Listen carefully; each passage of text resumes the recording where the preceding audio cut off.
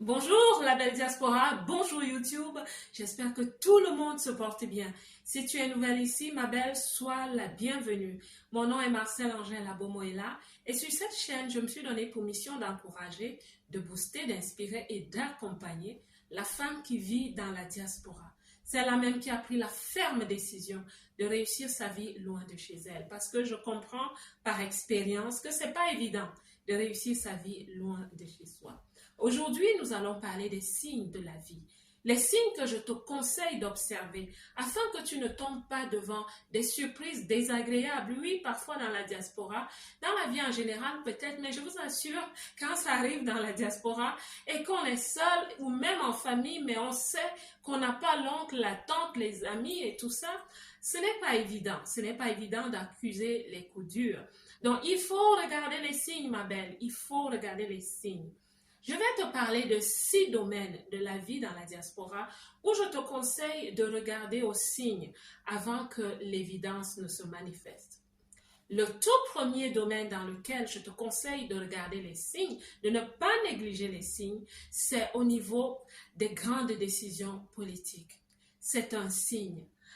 Quand tu es dans ton pays de résidence et qu'il y a des décisions politiques qui se prennent, des changements politiques qui se prennent, que ce soit au niveau de tout le gouvernement ou dans les départements ministériels, ma belle, assieds-toi, c'est un signe. Et pose-toi la question de savoir qu'est-ce qui se passe. Qu'est-ce qui se passe derrière le voile? Qu'est-ce qui se passe quand tel ministère commence à faire des chamboulements, des changements?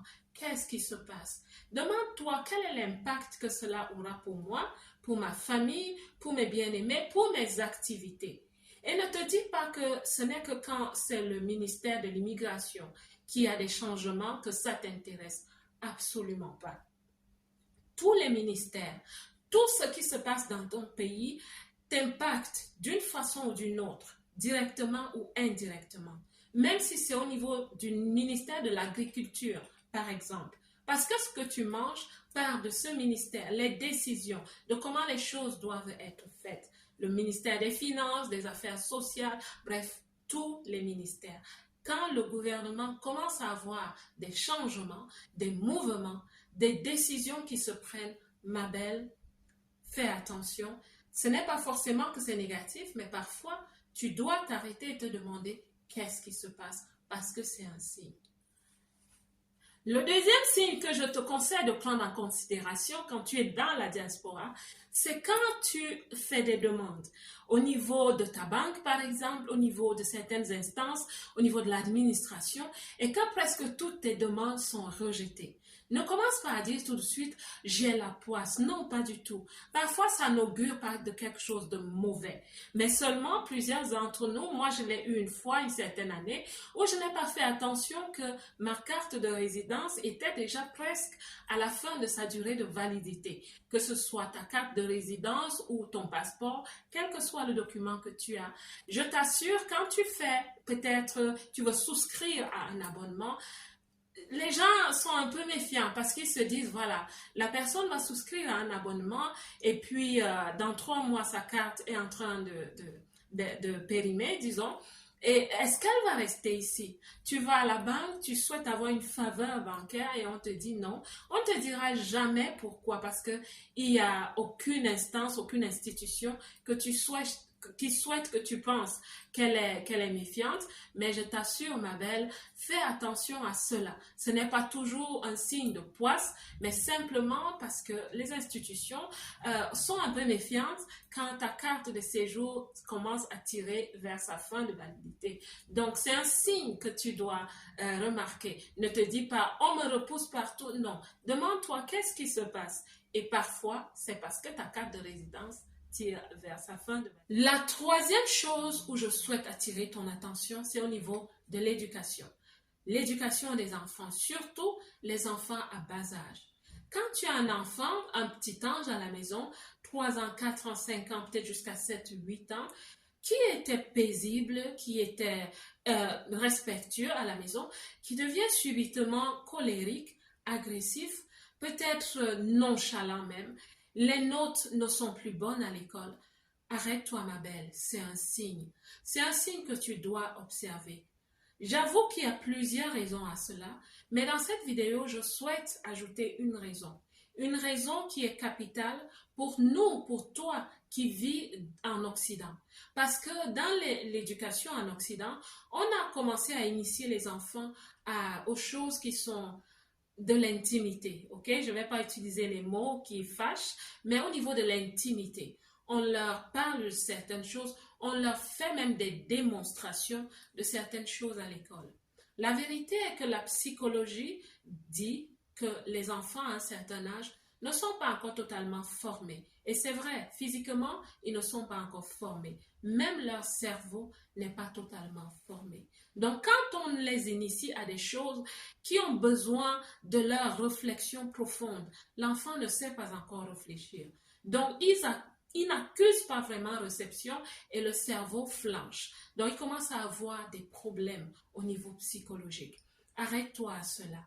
Ce que plusieurs parents font, c'est que soit ils vont à l'école rencontrer des responsables pour leur demander d'exclure leurs enfants à ces initiations inadéquates pour leurs âges, ou alors ils décident de limiter les dégâts au niveau de la maison avec une certaine éducation. Une éducation qui va essayer de remettre l'équilibre, d'apporter l'homéostasie dans la psychologie de ces enfants. Il faut observer les signes. La quatrième chose que je te conseille d'observer quand tu vis dans la diaspora, c'est quand tu souhaites déménager, quand tu souhaites changer de ville. Tu souhaites partir d'une ville à une que tu ne connais pas et tu n'as personne qui y réside. Ma belle, je te conseille d'y aller une fois. Va passer un week-end là-bas. Oui, un week-end, parce que cela te donne l'occasion d'y être le matin, à midi, l'après-midi, le soir et la nuit. Là, tu peux vraiment jauger la température. Là, tu peux vraiment analyser, comprendre.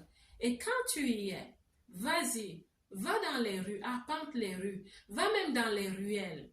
Observe la ville, les bâtiments. Si tu as des enfants, va regarder où sont localisées les écoles. Regarde l'état des choses là-bas. Parce que tu as besoin d'être à l'aise. Et je ne sais pas quel est ton style de vie. C'est important que tu sois à l'aise où tu vas. Et la dernière astuce que je te donne pour cette occasion, c'est que tu approches quelqu'un. Tu es dans la rue, approche un étranger.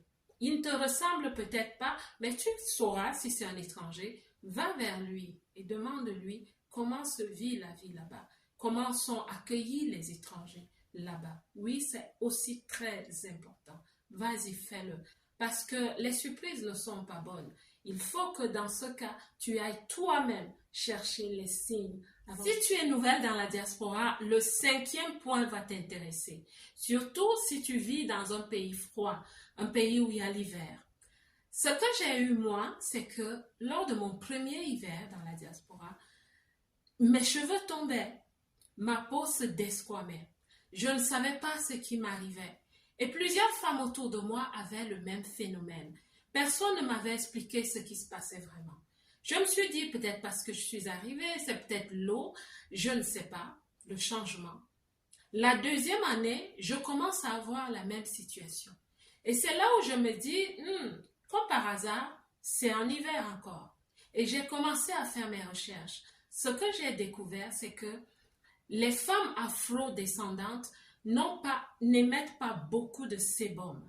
Et le sébum, c'est ce liquide que nous sécrétons au niveau de notre peau pour protéger la peau, pour protéger les poils et pour protéger les cheveux des agressions extérieures.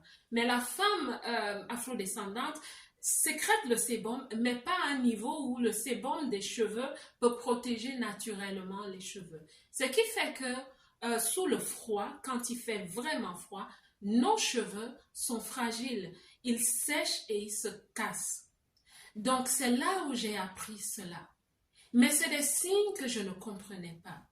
Et j'ai donc commencé à faire des traitements intenses et cela a énormément aidé. Donc si tu es nouvelle, ma belle, c'est des signes que tu dois regarder. Tu n'es forcément pas malade, mais tu dois vraiment savoir t'occuper de tes cheveux de façon profonde et de ta peau. Le dernier, le sixième signe que je te conseille d'observer, ma belle, ça va peut-être t'amuser, mais je t'assure, ça va sauver ton repas du jour, ça va sauver le repas familial. Tu es assise dans la maison en train de travailler, en train de lire un livre, en train de regarder la télé ou alors quelque part dans la pièce de la maison. Et tu commences à sentir une odeur de brûlé. Et tu te dis, mais ça brûle. Oh, mais c'est pas possible, la voisine, ça fait 10 minutes que ça brûle. Mais son repas est en train de brûler, ça fait 15 minutes que ça brûle. Ma belle, parfois, c'est dans ta cuisine que ça brûle.